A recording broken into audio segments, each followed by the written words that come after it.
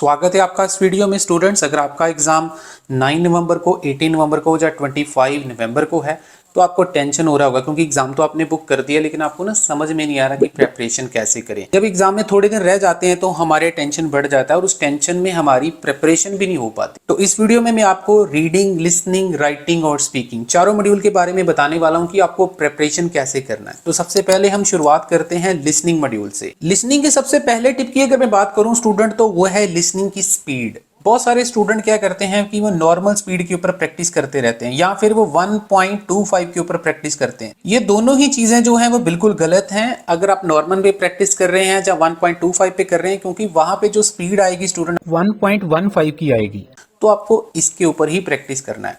दूसरे नंबर पे मैं बात करूंगा स्टूडेंट मैप की। जैसे कि आपने देख ही लिया है कि नवंबर मंथ में और अक्टूबर मंथ में जितने भी एग्जाम हुए उन सभी में मैप आया था, तो आप लोगों को मैप आने के बहुत ज्यादा चांसेस हैं। तो इसकी एडवांस लेवल की वोकैबुलरी होती है, उसकी प्रेपरेशन आपको करनी पड़ेगी। मैं अपने अगले टिप की बात करूं स्टूडेंट, तो प्रैक्टिस जो आपने करनी है लिसनिंग की वो भी बहुत इंपॉर्टेंट होती है कि कौन सी लिसनिंग आपको प्रैक्टिस करनी है। अगर आप लोग नॉर्मल लिसनिंग प्रैक्टिस कर रहे हैं उससे आपको कोई फायदा नहीं होने वाला। आपको रियल एग्जाम लेवल वाली लिसनिंग जो है वो प्रैक्टिस करनी है। अब ये रियल एग्जाम लिसनिंग प्रैक्टिस आपको मिलेगी कहाँ पे, वो मैं आपको बताऊंगा आगे चलकर। अगर मैं नेक्स्ट टिप की बात करूं स्टूडेंट, तो आपको इंस्ट्रक्शंस का बहुत ज्यादा ध्यान रखना चाहिए। अभी आप जब लिसनिंग कर रहे हो तो अभी से ही ये हैबिट बना लो। 1 वर्ड, 2 वर्ड या फिर उसके साथ एंड और नंबर का कॉम्बिनेशन अगर आपको आ रहा है तो वो बहुत ज़्यादा इंपॉर्टेंट होता है, उसमें आपको गलतियां होने के चांसेस होते हैं। तो इसके ऊपर वर्क करना अभी से स्टार्ट कर दो।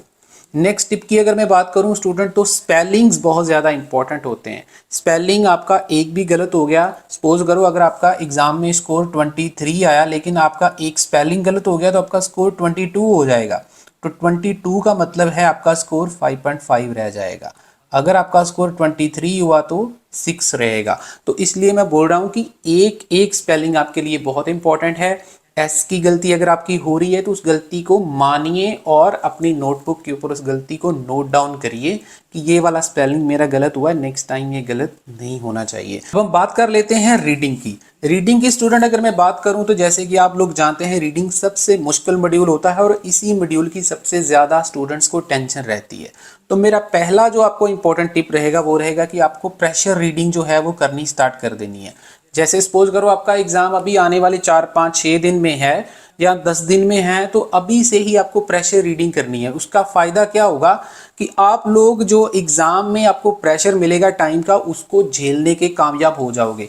तो आप कोशिश करिए कि जो आपकी प्रैक्टिस आप कर रहे हो, अभी जो भी रीडिंग कर रहे हो, एक दिन में एक रीडिंग कर रहे हो, तो 58 मिनट्स में उस रीडिंग को खत्म करो और आंसर भी आपको साथ में ही ट्रांसफर करने हैं। उसके लिए कोई एक्स्ट्रा सेकंड या कोई एक्स्ट्रा टाइम आपको नहीं दिया जाएगा एग्जाम में। आपके जो इन्विजिलेटर होते हैं वो 1 सेकंड भी आपको नहीं देते हैं एग्जाम में। तो इसलिए आपको आंसर भी साथ में ट्रांसफर करने, साथ में आंसर ट्रांसफर करने के बाद आप चेक करिए क्या आप लोग 58 मिनट्स में रीडिंग को करने में कामयाब है या नहीं है। और अगर आप लोगों को टाइम मैनेजमेंट में दिक्कत आ रही है, 58 मिनट्स में रीडिंग नहीं हो पा रही है आपको जैसे थर्ड पैराग्राफ में ज्यादा टाइम लग रहा है, तो उसके लिए मैं आपको एक सोल्यूशन बताऊंगा आगे चल। बढ़ते हैं अपने नेक्स्ट टिप की तरफ। स्टूडेंट अगर मैं आपको बोलूं कि आपको प्रैक्टिस करनी चाहिए, लेकिन प्रैक्टिस क्या करनी चाहिए वो बहुत ज्यादा मैटर करती है। बहुत सारे स्टूडेंट कोई भी रीडिंग उठा लेते हैं और उसको पढ़ना शुरू कर देते हैं, सॉल्व करना शुरू कर देते हैं, या फिर वो रिपीटेड रीडिंग ही करते रहते हैं। जो उन्होंने ऑलरेडी क्लास में किए हैं वही रीडिंग को दोबारा 3-3, 4-4 बार कर लेते हैं। आपको इसका कोई फायदा नहीं होने वाला है क्योंकि आपको आंसर्स ही याद हो गए हैं। तो आपको स्टूडेंट मैं एडवाइस करूंगा कि आपको रियल एग्जाम पैसेजेस, इसका मतलब ये है कि जो एग्जाम में ऑलरेडी आ चुके हैं पास्ट में और आने वाले टाइम में रिपीट भी हो सकते हैं, तो वो जितने भी एक्सपेक्टेड पैसेजेस होते हैं या फिर ऑलरेडी एग्जाम में आ चुके होते हैं और बार बार रिपीट हो रहे होते हैं, उसकी प्रैक्टिस आपको करनी चाहिए। उसका एडवांटेज आपको 2 मिलता है। एक तो आपको एग्जाम का लेवल पता चल जाता है और दूसरा उसमें से पैसेज रिपीट होने के भी बहुत ज्यादा चांसेस होते हैं। अगर मैं अपने नेक्स्ट टिप की बात करूं स्टूडेंट, तो आपको इंडिविजुअल क्वेश्चंस के ऊपर प्रैक्टिस करनी चाहिए। अब इस चीज का मीनिंग समझिए स्टूडेंट। बहुत सारे स्टूडेंट होते हैं जिनको एक स्पेसिफिक क्वेश्चंस में प्रॉब्लम होती है। जैसे बहुत सारे स्टूडेंट जिनको फॉल्स और नॉट गिवन में प्रॉब्लम है, या फिर उनको लिस्ट ऑफ हेडिंग नहीं आते, या फिर उनको फिलअप्स में प्रॉब्लम है, एमसीक्यू में प्रॉब्लम है, या फिर उनको विच पैराग्राफ कंटेन्स वाले समझ नहीं आते, राइटर ओपिनियन में प्रॉब्लम है। तो उनके पास जो टाइम बचा हुआ है उसमें आपको एक टाइप पकड़नी है। मान लो आपको ट्रू फॉल्स नॉट गिवन में प्रॉब्लम है तो आपको सिर्फ ट्रू फॉल्स नॉट गिवन के ऊपर ही काम करना है, या फिर अगर आपको लिस्ट ऑफ हेडिंग में प्रॉब्लम है तो आपको सिर्फ लिस्ट ऑफ हेडिंग में ही काम करना है। जो भी टिप्स आपके टीचर ने बताए हैं वो सारे टिप्स आपको फॉलो करने हैं और देखने हैं कि वो टिप्स कितने कामयाब होते हैं। अगर आप लोगों को टिप्स चाहिए तो उसके लिए भी मैं वीडियो के लास्ट में बताऊंगा आपको क्या करना पड़ेगा। बढ़ते हैं अपने नेक्स्ट टिप की तरफ। स्टूडेंट मैं बताना चाहूंगा कि जो भी वोकैबुलरी आपको जब आप प्रैक्टिस कर रहे हो रीडिंग की, उसके दौरान जो भी वोकैबुलरी मिल रही है तो अपनी नोटबुक के ऊपर उसको नोट डाउन करते रहें। और पंक्चुएशंस जो होती हैं उसका फंक्शन बहुत ज़्यादा होता है।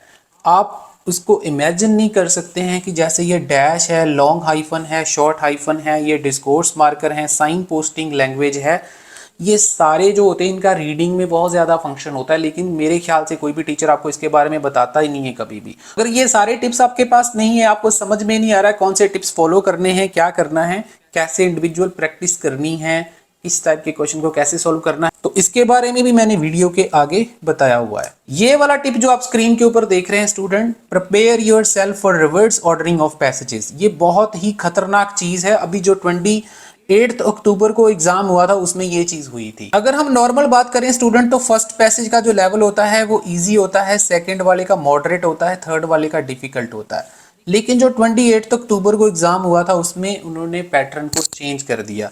उन्होंने जो डिफिकल्ट पैसेज था उसको फर्स्ट पैसेज बना दिया और जो सेकंड वाला था उसको इजी कर दिया और लास्ट वाले को मॉडरेट कर दिया। तो बहुत सारे स्टूडेंट इस चक्कर में फंस गए, उनका टाइम वेस्ट हो गया, रीडिंग उनको मुश्किल लगी। हालांकि रीडिंग मुश्किल नहीं थी, लेकिन मुश्किल इसलिए लगी क्योंकि उनको पैसेज का जो ऑर्डर था उसने रिवर्स कर दिया। तो आप लोग भी इसके लिए तैयार रहिए, आपके साथ भी ये चीज़ हो सकती है। हालांकि आइल्स बहुत कम करती है ये चीज़, लेकिन आपके साथ भी हो सकती है।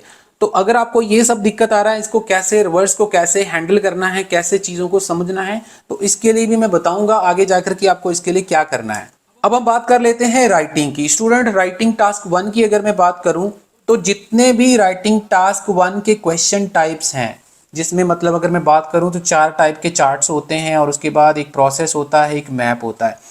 जितने भी टाइप्स के चार्ट्स हैं आपके पास, जितने भी दिन बचे हुए हैं, एक एक चार्ट को हर रोज करिए ताकि आप लोग जो हैं अच्छे से उनके ऊपर पकड़ बना सकें। और समझिए कि चार्ट्स में क्या डिफरेंस है। 2 प्रकार के चार्ट्स होते हैं, एक ट्रेंड चार्ट होता है और एक कंपैरेटिव चार्ट होता है। तो दोनों में डिफरेंस समझिए, पास्ट में कैसे लिखना है, फ्यूचर में कैसे लिखना है, और कोशिश करिए कि जो पास्ट एग्जाम ऑलरेडी आ चुके हैं उसमें से प्रैक्टिस करें। जितने भी दिन आपके पास बचे हुए हैं, बहुत ज्यादा चांसेस होते हैं रिपीट होने के। अभी 28 अक्टूबर में भी रिपीट हुआ था, जिन्होंने हमारे से प्रेडिक्शन लिया था उनको उसका फायदा मिला था, तो चांसेस बहुत ज्यादा रहते हैं। और अपने टीचर से वैल्यूएबल फीडबैक डेली बेसिस पे लीजिए, इसका आपको बहुत फायदा मिलेगा। अगर आपका टीचर आपको फीडबैक देगा, आप अपने टीचर के साथ बैठकर फीडबैक लेंगे तो आपको उसका ज्यादा इफेक्ट नजर आएगा। अब हम बात कर लेते हैं राइटिंग टास्क 2 की। टास्क 2 की अगर मैं बात करूं तो सबसे पहले स्टूडेंट आपको डिफरेंट स्ट्रक्चर्स के ऊपर काम करना है। स्ट्रक्चर्स का मतलब समझ लीजिए, जैसे आप लोग जानते हैं कि डिस्कशन ऐसे होता है, एग्री डिसएग्री होता है, पॉजिटिव नेगेटिव है, रीजन सोल्यूशन है, ये सब ऐसे की टाइप्स होती हैं। अब ये ऐसे की टाइप्स में कहाँ पे ओपिनियन लिखना है, बॉडी पैराग्राफ 1 में क्या लिखना है, 2 में क्या लिखना है, इन सब के स्ट्रक्चर्स अलग अलग होते हैं। तो पहला काम आपका यही है कि जितने भी दिन आपके पास बचे हुए हैं, आप अपने दिमाग में ये स्ट्रक्चर्स को फिट कीजिए कि अगर मेरे को एग्री डिसएग्री आया तो मैं कौन सी चीज कहाँ पे लिखनी है।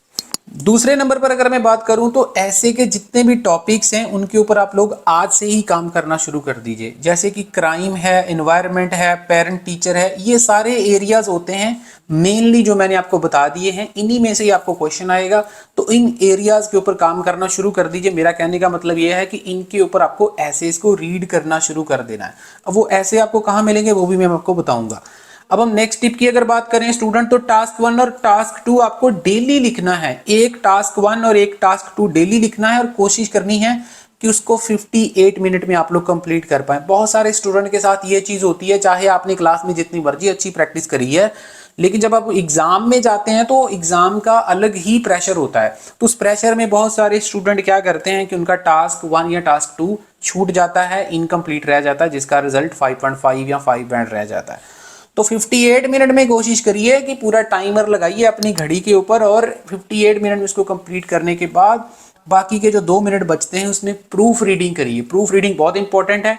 प्रूफ रीडिंग का मतलब ये होता है कि कोई भी आपने ऐसे लिखा है तो उसको आप खुद टीचर बन जाओ और चेक करो उसमें कहीं फुल स्टॉप, कॉमा, कैपिटलाइजेशन, छोटी मोटी जो गलतियां हैं, एस की गलती, ग्रामर की गलती, उसको निकाल लो। हाफ बैंड आपका वहां पर ही इंक्रीज हो जाता है। अगर मैं बात करूं स्पीकिंग की स्टूडेंट, तो आप लोगों को पार्ट 1 और पार्ट 2 के जितने भी ट्रेंडिंग क्यू कार्ड्स अभी इस नवंबर मंथ में चल रहे हैं, क्योंकि ये ट्रेंड चेंज होता रहता है, ये पहले वाला सिस्टम नहीं है कि एक बार आपके पास एक पीडीएफ आ गया और वहां से आपको सारे क्यू कार्ड मिल जाएंगे, वहां पे पार्ट 1 के क्वेश्चंस मिल जाएंगे, ऐसा नहीं है। ये ट्रेंड चेंज होता रहता है और इस ट्रेंड के साथ आपको अपने आप को बदलना पड़ेगा।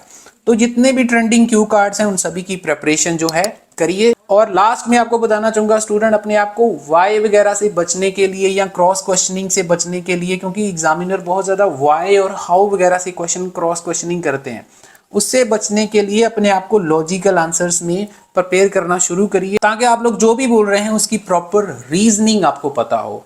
तो इस चीज के ऊपर मैं बहुत जल्दी एक वीडियो भी लेके आऊंगा।